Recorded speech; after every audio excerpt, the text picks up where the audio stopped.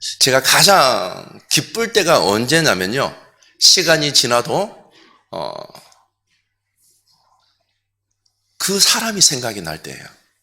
시간이 지나면 쉽게 잊혀지는 사람이 있는가 하면 시간이 지나도 잊혀지지 않는 분들이 계세요. 어떤 사람일까요?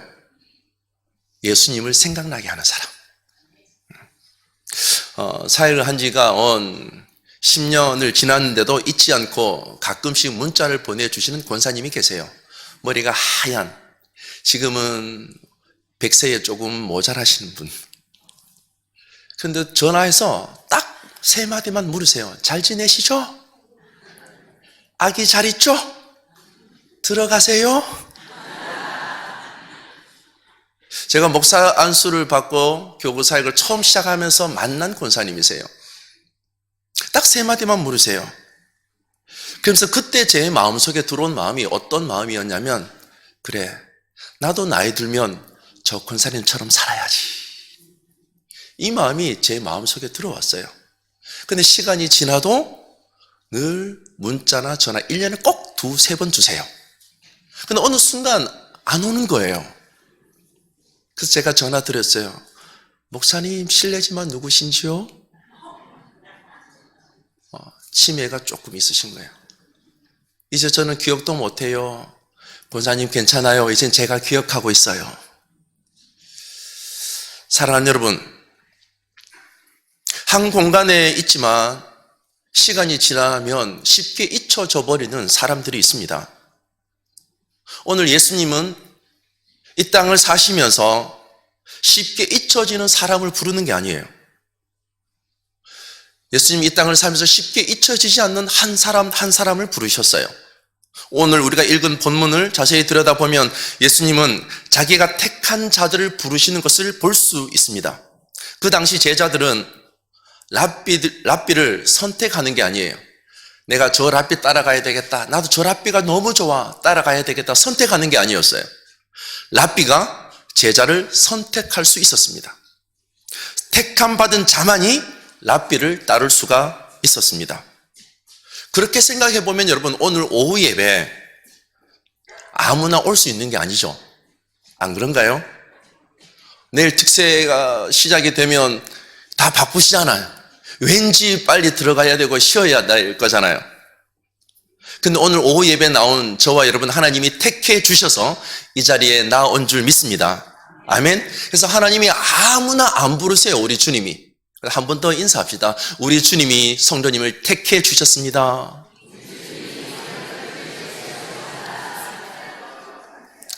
우리 주님이 사람 보는 눈이 굉장히 높은 거 여러분 아시죠?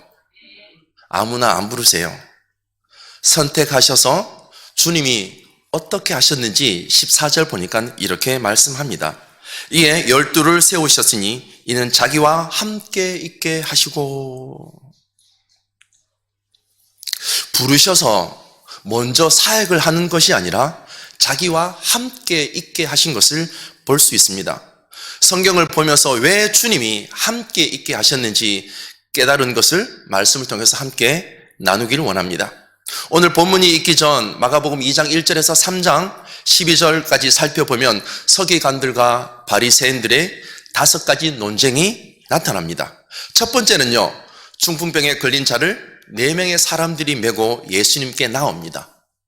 예수님께 나오니까 예수님이 그 중풍병자를 보고 뭐라고 이야기합니까? 내 죄사함을 받았느니라. 그 말을 듣고 서기관들이 하나님 외에는 누가 능히 이런 죄를 사하겠느냐라고 논쟁을 합니다.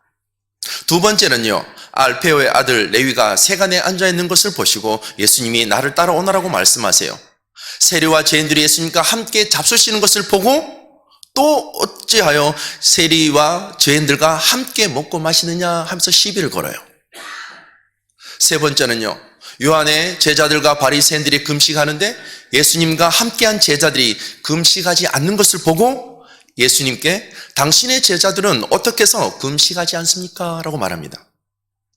시비를 거는 거죠. 네 번째는요, 안식일에 밀밭 사이로 지나갑니다. 얼마나 배가 고팠으면 밀 이삭을 잘라 먹었을까요? 안식일에 밀 이삭 잘라 먹은 것 가지고 시비를 거는 것을 보게 됩니다. 그리고 마지막 다섯 번째, 안식일에 손 마른 자를 고쳐주신 것을 보고 시비를 거는 거죠. 더 나아가서 어떻게 하면 저 예수를 죽일 수 있을까? 예수님은 제자들과 함께 있게 하시면서 제자들에게 보여주고 들려주고 지어주고 싶었던 말씀이 있으셨어요. 마지막 논쟁인 안식일에 손 마른 자를 고치신 그 사건을 좀 더 자세히 들여다보면 오늘 말씀을 더 잘 이해할 수 있을 것 같습니다. 손 마른 자를 고쳐주신 날이 여러분 무슨 날이죠? 안식일이에요. 진정한 안식일의 의미 아니겠습니까? 선을 행하고 생명을 살리는 일. 예배 가운데 그런 주님 만나시길 주님의 이름으로 축원합니다. 손이 말랐다라는 것, 어떤 이유에서든지 질병에 속박되어서 그 상태가 자유롭지 못한 것이죠. 예수님은 그 사람의 손을 내밀게 하여 고쳐주셨어요. 그리고 그 속에서 해방시켜 주셨습니다. 그리고 그 인생 가운데 참 안식을 누릴 수 있게 해주셨어요. 그런데 그 그림을 좀 더 자세히 한번 들여다봅시다. 하지만 마음이 말라 비틀어진 완악한 이 바리새인들은 안식일의 주인이신 예수님을 만났어요? 못 만났어요? 만났어요. 예수님을 만났지만 예수님의 사역을 거역함으로써 결코 안식을 누릴 수 없었습니다. 오히려 그들의 마음은 예수님이 하시는 모든 일들마다 어떻게 해서든지 시비를 걸고 더 나아가서 예수님을 죽이려는 궁리로 피곤한 인생을 살고 있습니다. 우리의 삶을 자세히 들여다보면 때론 그럴 때가 있지 않습니까? 어지간히 예수님 안 만나려고 애쓰는 것 말입니다. 이 자리에 계신 분 말고요. 우리의 손이 손 마른 자처럼 자유롭지 못한 자들 있습니까, 여러분? 오늘 주님이 저와 여러분을 부르셔서 온전한 안식을 경험시켜 주실 줄 믿습니다. 아멘. 오늘 안식의 주인이신 주님이 제자들을 부르시고 함께 있게 하시면서 사역의 장으로 보내주시는 줄 믿습니다. 주님은 제자들을 부르셔서 함께 있게 하시면서 무엇을 깨닫길 원하셨는지 세 가지 정도 한번 살펴보고자 합니다. 첫 번째는요, 주님과 함께 있게 하시면서 진정한 자유를 찾아서 떠나라는 것입니다. 여러분, 자유는 어떻게 했습니까? 우리 새가족부 우리 부장님 보니까 김자유 집사님, 제가 오늘 처음 만났어요. 자유. 진리를 알지니 진리가 너희를 자유케 하리라. 자유는 진정한 진리신 예수님을 만날 때 경험하게 되는 줄 믿습니다. 아멘. 제 아들이 늘 이제 할아버지 집이 경부 의성입니다. 의성 가서 가장 즐겨 보는 프로가 있었어요. 여러분 혹시 아세요? 나는 자연인이다. 즐겨 보시는가 봅니다. 그 프로그램을 시청하는 것을 굉장히 좋아합니다. 자연을 벗삼아 순응하며 살아가면서 행복을 느끼죠. 때론 아픈 자들이 다 내려놓고 산 속에 들어가서 행복하며 치유하는 일들이 일어납니다. 야, 아빠 우리도 저렇게 한번 해봐. 야, 아빠 삶이 저랬어. 시골에 살았으니까요. 자연을 벗삼아 살아가면서 행복함을 느낍니다. 여러분, TV 보면 99.8%가 누구일까요? 남성들입니다. 가끔씩 여성들도 나오더라고요. 자연을 벗삼아 살면서 회복과 해방감을 누리며 행복을 경험하게 되죠. 자유를 누리게 하죠. 여러분, 그 자유는 내가 바꿀 수 있는 겁니까? 바꿀 수 없는 거죠. 내가 바꿀 수 없는 그 자연에 순응해서 자연이 주는 소산물을 먹으면서 행복을 느끼는 거예요. 그러면서 치유와 회복을 경험합니다. TV는 그까지만 보여줍니다. 그런데 여러분, 그 산과 자연을 만드신 분이 누구실까요? 하나님이세요. 우리의 삶은 진정한 자유를 누리기 위해서 내가 바꿀 수 없는 그 하나님 앞에 붙들려 있는 거죠. 거대한 자연 앞에 순응하며 살아가면서 기쁨을 누리는 것, TV는 여기까지 보여주지만 우리는 여기서 멈추면 안 됩니다. 그 산을 만드시고 아름다운 섭리로 이끌어 가시는 하나님이 계신 것을 볼 수 있길 주의 이름으로 축원합니다. 아멘. 하나님의 그 마음에 붙들릴 때 더 큰 위로와 진정한 치유와 회복의 역사가 일어나는 줄 믿습니다. 주님은 제자들을 부르셔서 많은 사람들을 만나기 전에 예수님과 함께 있게 하시면서 그분 앞에 온전히 붙들려 변함없는 진리이신 그분께 사로잡힐 때 진정한 자유를 경험하며 자유를 발견할 수 있다는 사실을 주님은 알려주고 싶으셨던 것입니다. 여러분 앞에 서 있는 제가 좀 괜찮은 목사처럼 보이세요?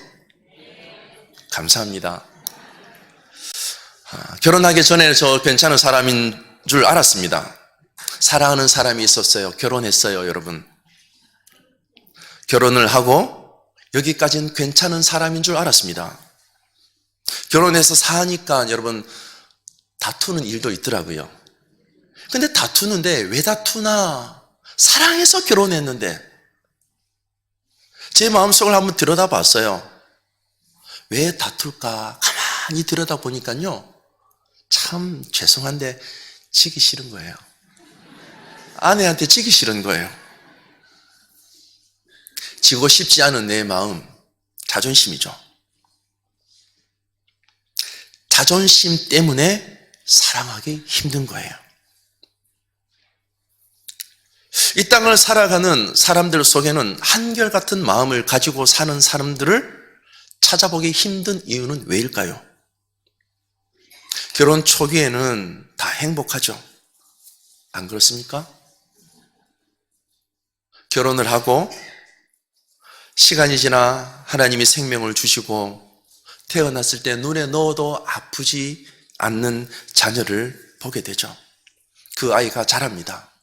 1살이 되고 3살이 되고 5살이 되고 7살이 되고 어느 순간 10년, 15년이 지나 사춘기에 다다랐을 때 여러분 눈에 넣어도 여전히 아프지 않으세요? 이 웃음은 뭐예요? 눈에 넣어도 아프지 않던 그 아들, 딸들이 어느 순간 눈만 보면 찌르고 싶은 거잖아요. 안 그래요? 왜? 우리 마음이 한결같지 않으니까. 자녀만 그렇습니까? 부부 생활은 어떠세요? 어느 순간 은퇴하는 나이가 앞당겨지면서 생각한 것보다 더 빨리 아내와 남편이 한 집에서 24시간 함께 보내는데 여러분 불편함이 없으세요? 이 웃음은 뭐예요? 불편하신 거죠? 여러분 대한민국 역대 이혼율이 가장 많았던 적이 언제인 줄 아세요? 코로나 때였습니다. 부부 그리고 자녀들이 학교도 문을 닫고 직장도 문을 닫고 가정에서 재택근무를 하기 시작할 때 하루 24시간 온 가족이 함께 보낼 때 여러분 행복하셨어요? 이 웃음은 뭐예요? 여러분 한 번도 해보지 않았던 것 어느 순간에 함께 살면서 여러분 진정한 가족인 걸 경험하셨습니까? 진정한 행복을 경험하셨습니까? 진정한 자유를 경험하셨습니까? 어느 순간 우리 자녀도 남편도 등급을 나누더라고요. 먹는 것 가지고도 등급을 나누더라고요. 하루에 한 끼 먹는 남편을 일식님이라고 하고 하루에 2끼를 먹으니까 님자가 빠져요. 뭐라고 부르죠? 뭐 왜 안 부르는 척 하세요? 2식이. 눈치 없이 하루 3끼를 먹는 분들은 이미 욕이 나오더라고요. 그뿐만 아니죠. 간 큰 분들은 간식까지 요구하더라고요. 그렇게 되면 5글자로 뭐 하더라고요. 사랑하는 여러분, 함께 있으나 함께 있지 않는 거예요. 주님 없이 살 때는 괜찮았어요. 그런데 함께 사니까 여러분 행복하세요? 대답이 없으세요. 여러분 우리 담임 목사님 사랑하세요? 여기는 조금 사랑하는 중에 대답이 없으세요. 제가 다시 묻겠습니다. 우리 담임 목사님 사랑하세요? 예. 우리 목사님이 신방을 가셨어요. 너무 기다리거든 신방이에요. 30분이 지났어요. 행복해. 1시간이 지났어요. 목사님 눈치 없이 가지를 않아. 오늘 함께 있읍시다. 오늘 제가 하룻밤 잘게요. 아유 너무 좋네요. 하루 더 잘게요. 이러면 여러분 어떡하시겠어요? 그러다 행복하세요?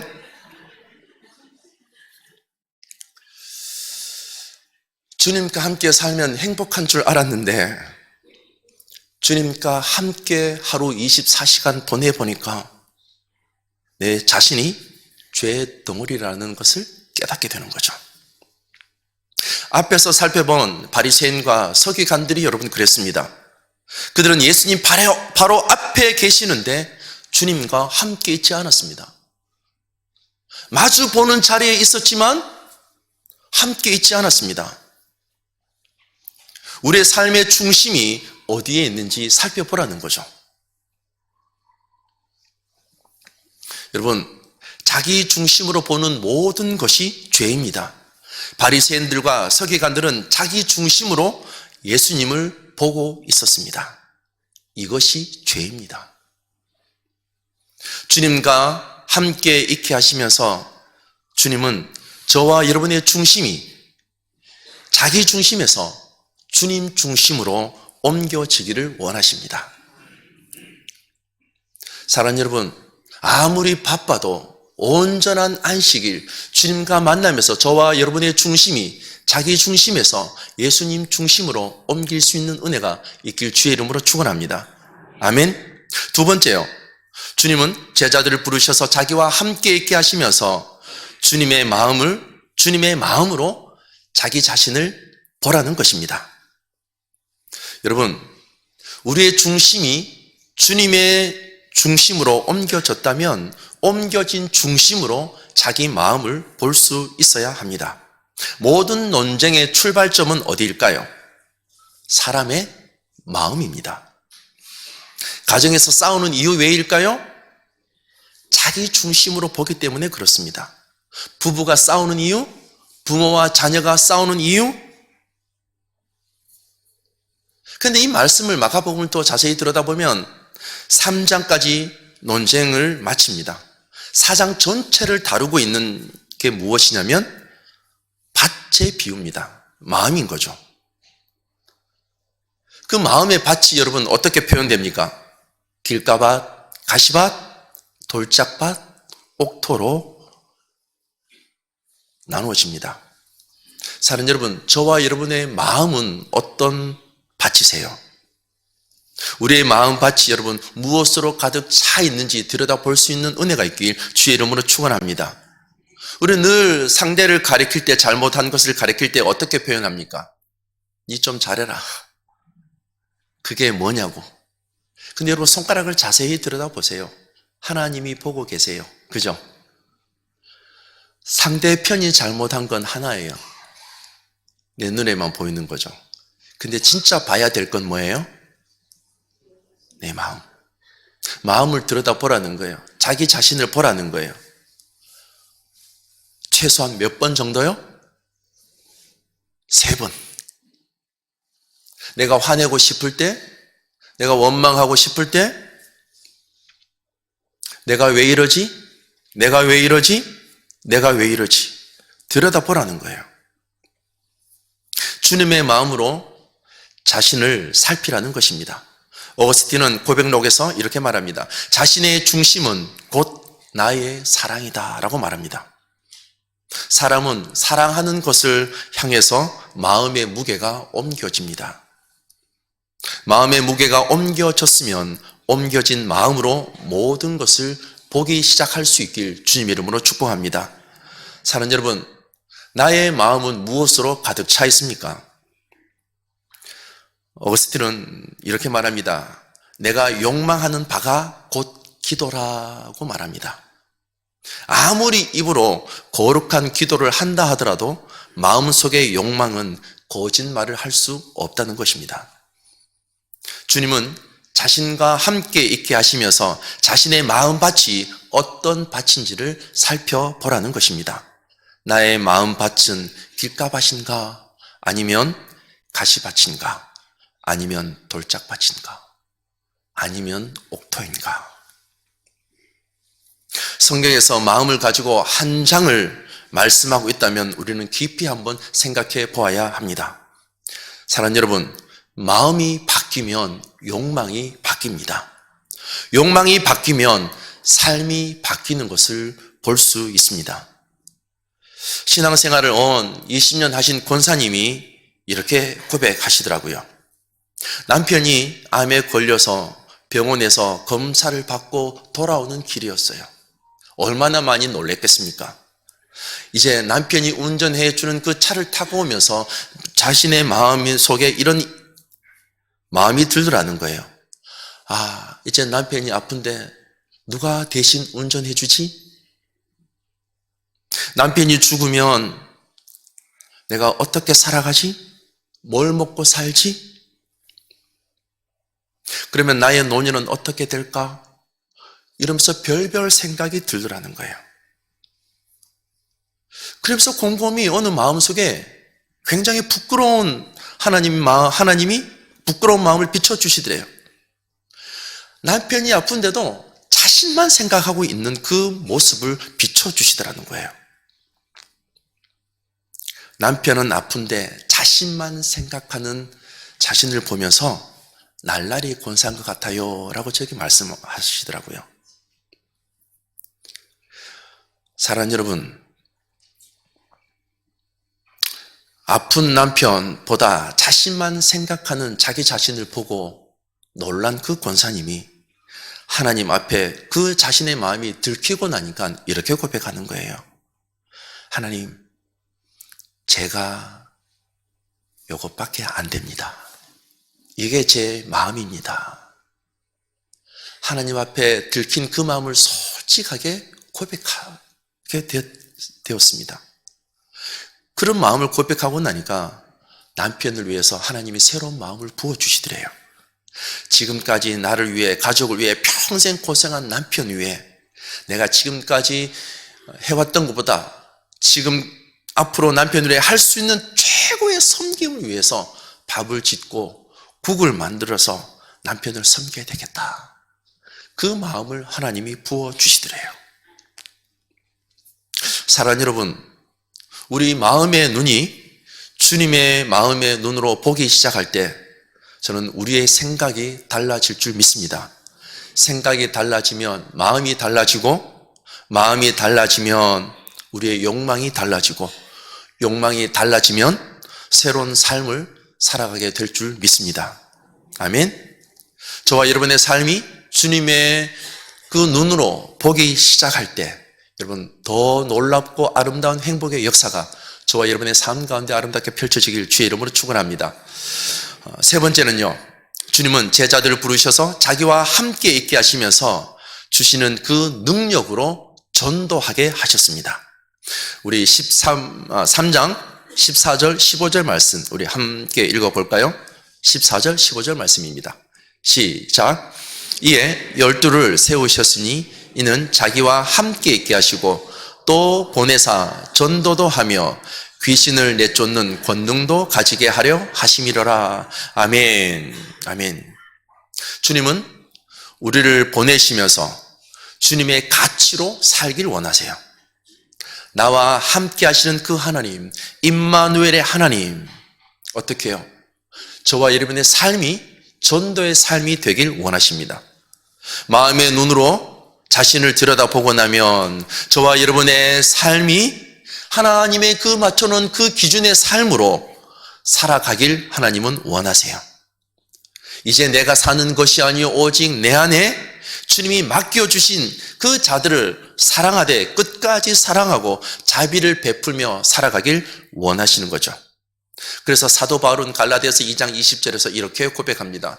내가 그리스도와 함께 십자가에 못 박혔나니 그런즉 이제 내가 사는 것이 아니요 오직 내 안에 예수 그리스도께서 사시는 것이라. 이제 내가 육체 가운데 사는 것은 나를 사랑하사 나를 위하여 자기 자신을 버리신 하나님의 아들을 믿는 믿음 안에서 사는 것이라. 아멘. 사랑하는 여러분, 믿음으로 산다는 것이 무엇일까요? 이제 내가 사는 것이 아니라 주님이 맡겨주신 사람들을 사랑하고 자비를 베풀고 살아가게 되는 것을 말합니다. 그것을 주님은 보기를 원하셨어요. 마가복음 4장 끝부분 여러분 자세히 들여다보면 제자들이 타고 가는 그 배가 풍랑을 만납니다. 주님이 맡겨진 그 삶들을 살아가기 시작할 때 우리의 인생 가운데 여러분 큰 풍랑을 만나 두려워 떨 때가 있습니다. 그럴 때 어떻게 해요? 주님이 찾아오세요. 풍랑을 만나 두려워 근심과 걱정과 염려로 가득한 인생 앞에 우리 주님이 찾아오셔서 잠잠케 하시는 줄 믿습니다. 두려워하지 마라. 바람을 꾸짖으시고 잠잠케 하시는 주님. 여러분 주님이 어디 계시죠? 풍랑 이는 그곳 나와 함께 하시는 줄 믿습니다. 우리가 풍랑이 일면 주님은 풍랑 가운데 계시지 않고 풍랑이 일지 않는 그 무태에 계신 줄 아는데 아니에요, 여러분. 저와 여러분의 인생 가운데 하나님의 말씀대로 살아가는 삶의 현장 가운데 근심, 걱정, 염려가 있는 그곳 가운데 우리 주님이 찾아오셔서 두려움을 내쫓으시고 마음의 평안을 주시고 풍랑을 잠잠케 하시는 줄 믿습니다. 아멘. 우리의 마음속에 여러분 아무리 속 시끄러운 일이 있다 할지라도 여러분 기억하십시오. 저와 여러분의 마음속에 우리 주님이 찾아오셔서 저와 여러분의 마음을 잠잠케 해 주시는 분, 그분이 우리 주님이신 줄 믿습니다. 아멘. 주님과 함께 있게 하시면서 주님이 물으시는 거예요. 아들아, 딸아, 너 지금 누구와 함께 하고 있니? 사랑하는 여러분, 2025년 새해에 누구와 함께 살아가고 있습니까?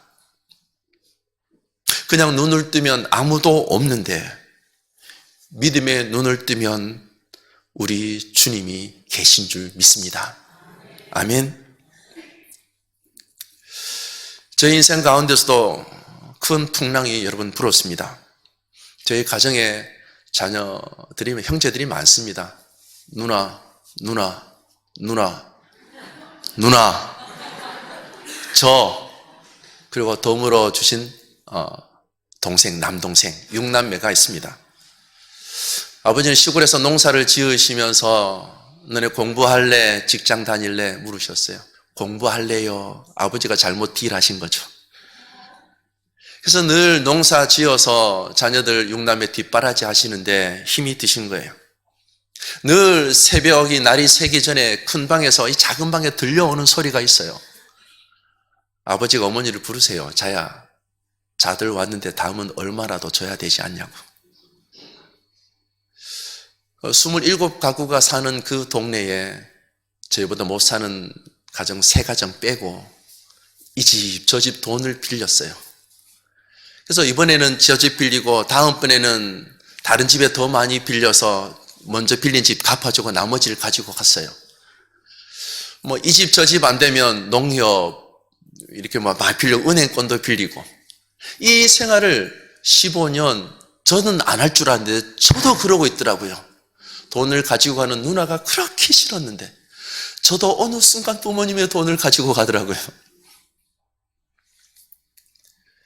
그래서 저의 인생은 하나님이 부르신 것이 아니라 돈 벌고 싶은 인생이 저의 인생이었습니다. 그럴 때마다 어머니가 그렇게 말씀하셨어요. 아들아, 너는 신학해야 된다. 너는 신학해야 된다. 어머니가 저의 허락도 없이 서원해서 저를 하나님께 드렸어요. 딸. 서원해서 하나님께 저를 드리신 거죠. 그래서 저도 이 은혜 가운데 있으면서 하나님께 물었어요. 하나님, 저희 가정에 빚이 많습니다. 저는 하나님, 목회보다 돈 벌어서 빚 갚는 게 먼저입니다. 빨리 빚 갚고 싶습니다. 그때 제가 계산해 보니까요, 안 쓰고 30년 모으면 갚을 수 있겠더라고요. 그 당시. 그래서 새벽에 하나님 앞에 기도했어요. 하나님, 어머니가 서원한 것 말고 하나님, 저 정말 목회자로 부르셨어요. 이렇게 기도했습니다. 근데 하나님이 찾아오셔서 말씀하시더라고요. 동진아, 내가 다 알아서 한다. 내만 봐라. 하나님 진짜입니까? 하나님만 보면 됩니까? 하나님만 보고 살고 하나님만 보고 그렇게 살면 하나님 다 갚아주실 거예요. 그래, 내가 다 알아서 한다. 내만 봐라. 묻고 또 묻고 그러면서 주님께 도장을 찍었어요. 그러면 됐습니다, 주님. 제가 주님만 바라보겠습니다. 그렇게 1년을 살았는데 여러분 어떤 일이 벌어진 줄 아세요? 의성, 안동, 예천 그의 태풍이 불어서 모든 사과가 많이 떨어졌습니다. 밭이 유실되는 가정도 있었고 사과나무가 쓰러지고 부러지고 떨어졌는데 거짓말 안 치고 저희 밭 사과밭에 사과가 3개 떨어졌습니다. 아버지가 계산하니까요, 약값, 품값, 비료값 다 치면 30년 농사 지은 것하고 똑같습니다. 3.5배, 4배를 받으니까요, 한꺼번에 계산이 되더라고요. 사랑하는 여러분, 보이지 않아도 들리지 않아도 하나님이 말씀하셨으면 그 말씀 붙잡고 살면 하나님이 이루어 주시는 줄 믿습니다. 아멘. 사랑하는 여러분, 지금 누구와 함께 살고 있습니까?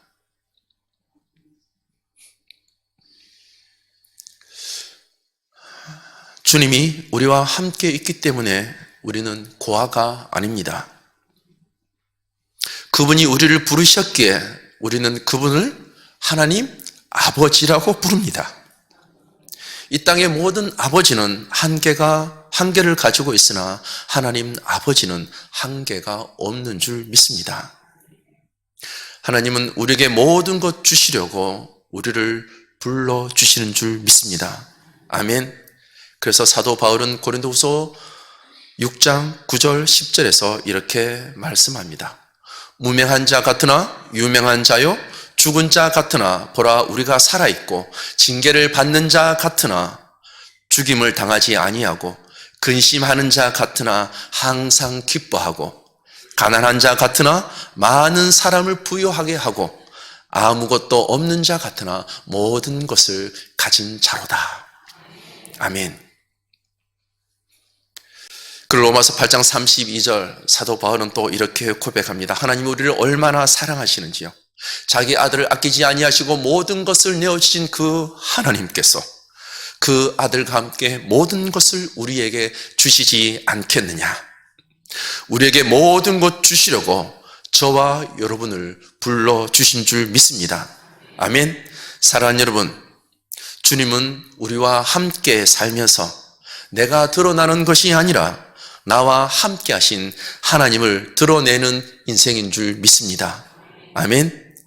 2025년 새해를 맞이한 이 시점, 누구와 함께 살아가고 있습니까?